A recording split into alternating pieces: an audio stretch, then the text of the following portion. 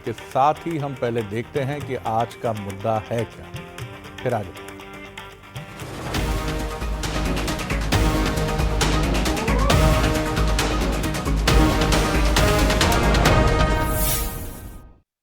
इस बार भी केपी यादव जैसे ही कोई अच्छा योद्धा आएगा और बाकी समझ जाओ आप धूल चटाए। प्रदेश कांग्रेस अध्यक्ष जीतू पटवारी का ये बयान कोई बड़ा इशारा तो नहीं है क्या? केपी यादव टिकट न मिलने के बाद बीजेपी का दामन छोड़ कांग्रेस के टिकट पर गुना शिवपुरी सीट से ताल ठोक सकते हैं?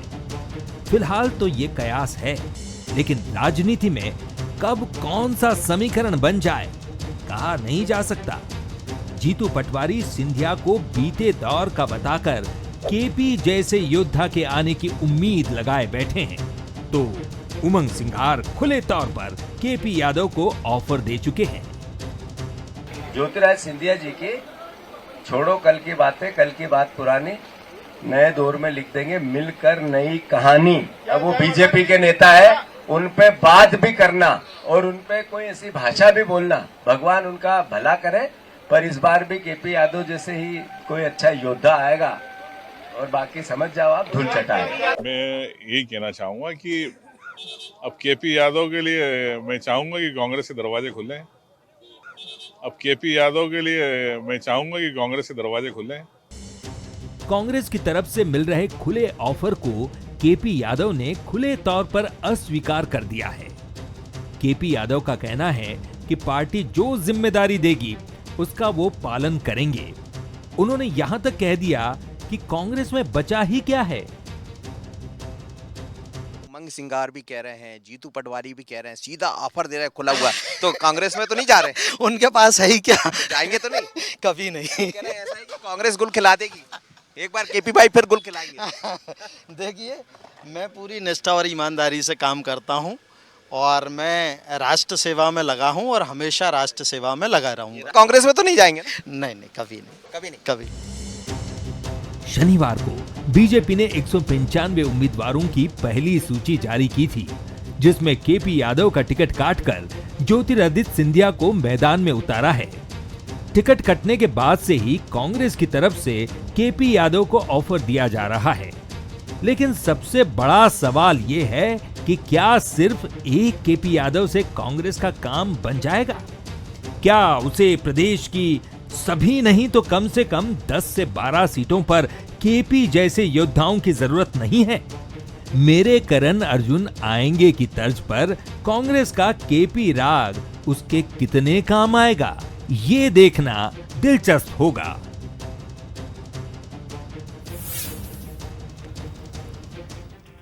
नमस्कार, मैं हूं शरद द्विवेदी और आज का मुद्दा में आपका बहुत बहुत स्वागत है। तो मेरा केपी आएगा।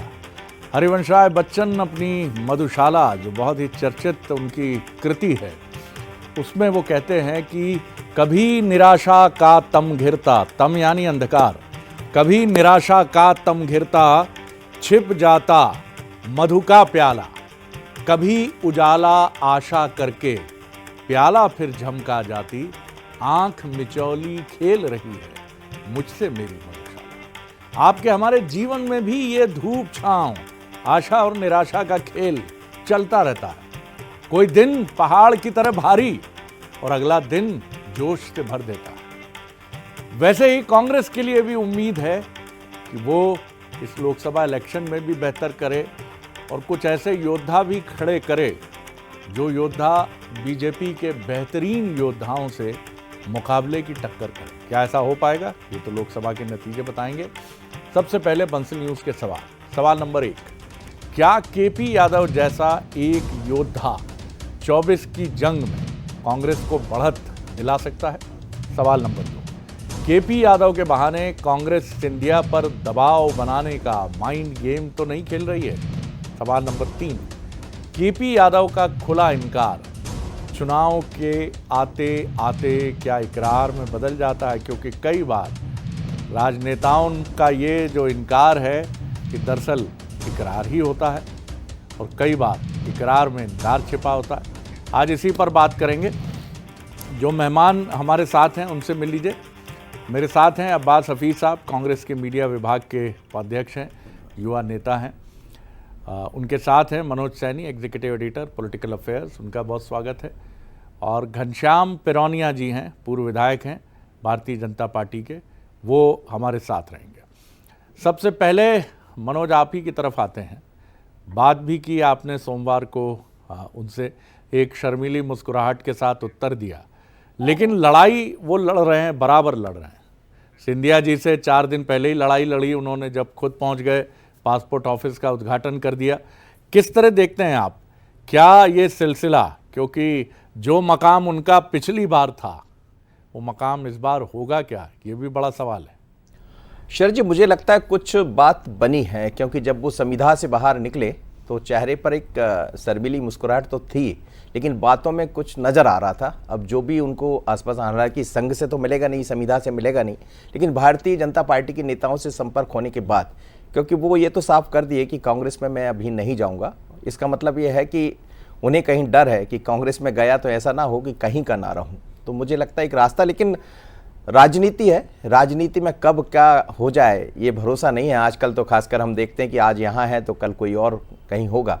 पर केपी यादव के लिए बड़ा चैलेंज है। चैलेंज इस बात का है कि क्या वो आगे चलकर कुछ नया कर पाएंगे और होगा क्या, ये तो पार्टी तय करेगी। लेकिन शरद जी, आप समझिएगा कि 2019 से जब हम 24 की तरफ आते हैं तो भारतीय जनता पार्टी ने बहुत कुछ पाया और कांग्रेस को कुछ नहीं मिला। यानी खोने के लिए कांग्रेस के पास कुछ भी नहीं है, पर पाने के लिए बहुत कुछ है। और केपी यादव जैसे लोगों पर यदि वो दांव लगाती है और केपी यादव मान जाते हैं, खबरें हैं कि करीब 10 के लगभग विधायकों से पार्टी संपर्क में है। 7 तारीख को कांग्रेस की बैठक है, उसमें कुछ नए निर्णय होने जा रहे हैं। तो हमें लगता है कांग्रेस भी उम्मीदें नहीं खोना चाहती है, पर मानकर चलिएगा कि कुछ सीटों पर बातें अलग बनती दिखाई देंगी। और केपी यादव अकेले नहीं है, बल्कि कुछ चीजें 2-4 दिन में और नजर आएंगी। बिल्कुल, लेकिन संविधा जाना भी एक माइंड गेम होता है, क्योंकि संविधा जाने का मतलब ये नहीं है, संघ को जो लोग समझते हैं वो अच्छे से जानते हैं कि संघ में आप जब पहुंचते हैं संविधा में, तो बात सिर्फ यही होती है, नमस्कार कैसे हैं आप,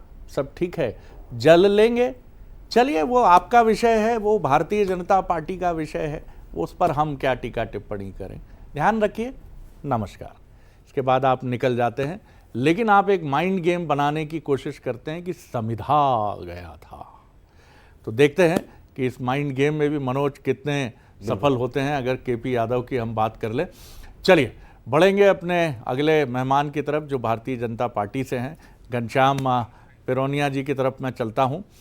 घनश्याम जी, माइंड गेम संघ के मुख्यालय या संघ कार्यालय जाना भी होता है, आपसे बेहतर कौन समझता है कि वहाँ पहुंचकर ही धन्य हो जाते हैं, भले ही 5 मिनट या 2 मिनट या 1 मिनट का भी समय मिले। बहरहाल आप किस तरह देखते हैं, केपी यादव पर डोरे डालने की बात तो कांग्रेस करेगी ही, क्योंकि आपने तो डोरे नहीं, आपने तो रस्से, बड़े बड़े रस्से फेंक कर पकड़ा है, तो वो बेचारे कम से कम डोरे तो डाल ही सकते हैं। जी घनश्याम जी।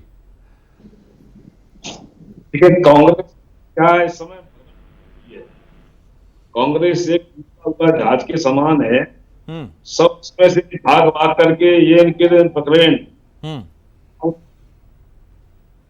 चलिए उनको फोन पर लीजिए, उनको फोन पर लीजिए, कोशिश करेंगे हम। जब तक अब्बास हफीज साहब की एक टिप्पणी मैं फिर ले लेता हूं, फिर हम आगे बढ़ेंगे। और जब तक आप घनश्याम पिरोनिया जी को टेलीफोन पर ले लीजिए और उनकी सुंदर सी तस्वीर उस खिड़की पर लगा दीजिए जिसमें अब तक हम उनके दर्शन करते रहे और आगे भी करते रहे। ये बात, क्या बात है साहब, वाह, सलाम आपको। किस तरह देखते हैं आप अब्बास हफीज साहब, कोशिशें तमाम हैं। पहले अगर घनश्याम जी सुन पा रहे हो तो पहली टिप्पणी उन्हीं की ले लेते हैं। बिल्कुल। घनश्याम जी, आप सुन रहे हैं मेरी आवाज? चलिए, कट गया है, अब फिर कनेक्शन जुड़ेगा तो फिर आनंद आएगा। चलिए बताइए शरद जी, अब्बास हफीज साहब, जो आपका सवाल है मैं उसमें इस तरह से शुरू करना चाहता हूं। ये भारतीय जनता पार्टी एक अजीब राजनीतिक दल है मेरी नज़रों में। जब अरुण यादव जी को अगर राज्यसभा नहीं भेजा जाता है और किसी और व्यक्ति को भेजा जाता है, अशोक सिंह यादव जी को भेजा जाता है, तब भी यादव समुदाय का अपमान हो जाता है भाजपा की नज़र में। केपी यादव जी जैसे बड़े नेता का टिकट काट दिया जाता है यादव समाज से आने वाले, तो कोई अपमान नहीं है। सामंतवाद देखने को मिलता है भाजपा में, कोई अपमान नहीं है। एक व्यक्ति जो सिंधिया जी से प्रताड़ित होके आपके पास गया था, उन्हीं सिंधिया जी के को वापस लाके सौदेबाजी कहें या जो भी कहें, इसको और अच्छा जो शब्द हो कहें, जो पार्लियामेंट्री लगे, उन्हीं सिंधिया जी को के लिए उनका टिकट फिर काट दिया जाता है। यूज एंड थ्रो चल रहा है क्या आप किसी को इस्तेमाल करेंगे, उसका राजनीतिक करियर पर तबाह कर देंगे, ये बड़ा सवाल है। आज उनकी अंतरात्मा क्या कहेगी ये तो वो जाने, हम कोई नहीं होते इसके अंदर कहने वाले। लेकिन बड़ा विषय ये भी खड़ा होता है कि भारतीय जनता पार्टी के पास गुना लोकसभा में शायद जनाधार है नहीं खुद का, हर बार कांग्रेस से ही लाना पड़ा है। 2019 में कांग्रेस के ही व्यक्ति को लड़ाना पड़ा, और जो सिंधिया जी से जो लोग पीड़ित थे, कांग्रेसी हों या जितने भी विचारधारा के वोटर हों, उन्होंने केपी यादव जी को चुना, और अब दोबारा वही सिंधिया जी को कांग्रेस से ले जाके टिकट दिया गया है। भाजपा के खुद के कोई कार्यकर्ता, कोई नेता बचे हैं क्या? वो दरी बिछाएंगे, कांग्रेस के लोग आएंगे, उन पे चलेंगे, उन पे बैठेंगे और उठा के फिर दरी वापस रख लेंगे। ये भाजपा के कार्यकर्ता का और नेता का गुना लोकसभा में काम है। गुना इस बार बड़ी परिवर्तित सी सीट है। गुना से ही विधानसभा क्षेत्र आता है जहां से वो जीत कर आए हैं प्रीतम लोधी जी। आपके पास बड़े योद्धा हैं इस तरह के, बड़े वर्ग में बड़ा केपी यादव जी को भूल जाइए, योद्धा हैं आपके पास। देखिए, योद्धा तो हर एक कार्यकर्ता है। जब एक व्यक्ति की और पूरे क्षेत्र की इस बात पर लड़ाई शुरू हो जाए कि इतनी बार मौका दिया एक व्यक्ति को, उसने कोई काम नहीं किया, उन्होंने कोई काम नहीं किया, श्रीमंत महाराज ने कोई काम नहीं किया, मैं और सम्मान से बोलूं, तो अब जब उनको बीजेपी उतारेगी तो कांग्रेस का कोई आम कार्यकर्ता भी भारी पड़ेगा।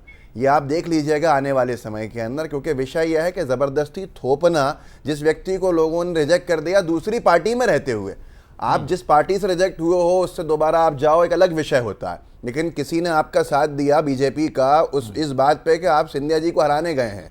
अब उन्हीं सिंधिया जी को ये फॉर ग्रांटेड लेना है शरद जी, जनता को फॉर ग्रांटेड लेना और जनता को ये समझना कि हम जो थोपेंगे वो जनता मानेगी। ये अहंकार है, तो अहंकार का बदला जनता देगी। प्रीतम लोधी जी का फैक्टर वहां बड़ा विषय रहेगा।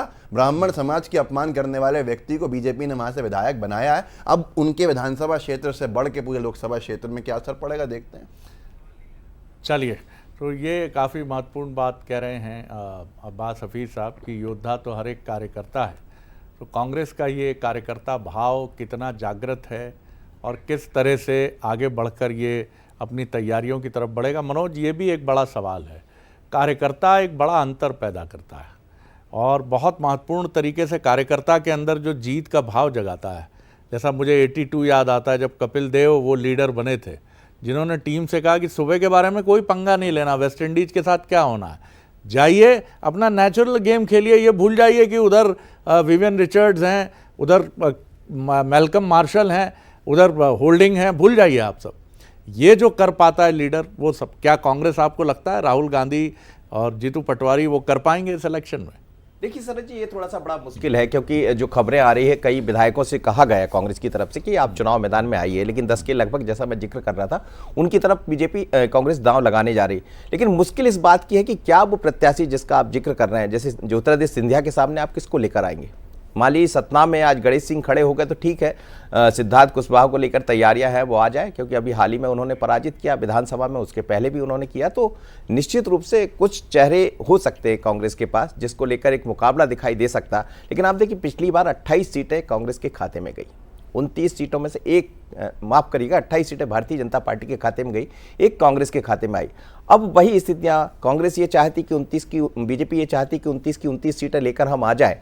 थोड़ा सा मुझे लगता है कि नए कुछ चेहरे, खासकर जैसे फग्गन सिंह कुलस्ते हैं या इस तरह की बातें जहां दिखाई दे रही है, तो कांग्रेस के पास मौका है एक अच्छा, यदि वो अपने कैंडिडेट ठीक चुन पाती है। लेकिन मुद्दा है जातिगत समीकरणों का, जहां से केपी यादव आते हैं, यादव बाहुल्य क्षेत्र है, काफी कुछ वहां पे आता है। दूसरी तरफ ब्राह्मण या बाकी समाजों का जिक्र करें तो उसको बीजेपी कैसे संभालेगी, ये एक चुनौती बन सकती है। चुनौती ये भी है मनोज कि आप जो लेकर आ रहे हैं मेहमानों को, उनका समायोजन कब तक और कितना, क्योंकि धीरे धीरे ये चीज़ भी एक रोमांच खोती चली जाती है जब वो रोज़ का शो हो जाता है।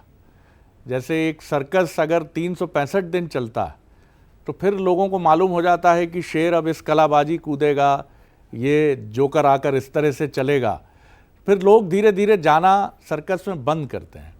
तो बार बार अगर ये भी होगा कि ये आ रहे हैं, वो जा रहे हैं, ऐसा चलेगा वैसा चलेगा, तो जो रोमांच है वो रोमांच भी खत्म होता है। बीजेपी को इसका भी ख्याल रखना बहुत ज़रूरी होगा कि आप इसको ऐसा ना कर दीजिए कि लोगों को उबासी के साथ वो कहे कौन जा रहा गुरु आज, ये भी चलेगा, चलो जाने दो यार, ऐसा भी नहीं होना चाहिए। बहरहाल घनश्याम जी क्या राय रखते हैं, उनकी तरफ चलते हैं। हाँ घनश्याम जी, आपकी टिप्पणी। नहीं देखिए, आ रही है आप शरद जी?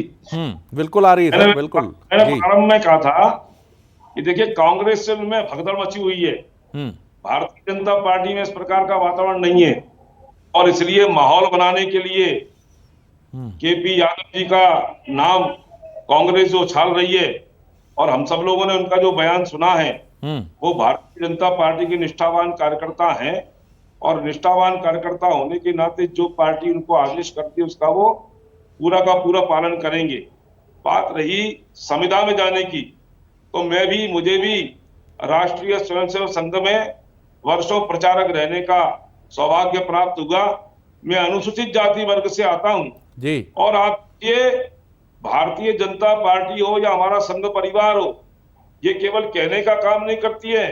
समाज में सामाजिक समरसता अगर कहीं देखना है तो वो संघ परिवार में ध्यान में आती है, और इसलिए संविदा ये राष्ट्रीय स्वयंसेवक संघ का कार्यालय है, और वहां पर देश के लिए समर्पित, राष्ट्र के लिए समर्पित ऐसे लोग रहते हैं, निवास करते हैं, और उस जगह जाकर के हमारे कार्यकर्ता का मन ठीक हो जाए, हमारे कार्यकर्ता तरोताजा होकर के और राष्ट्र निर्माण के काम में लगे, समाज के काम में लगे।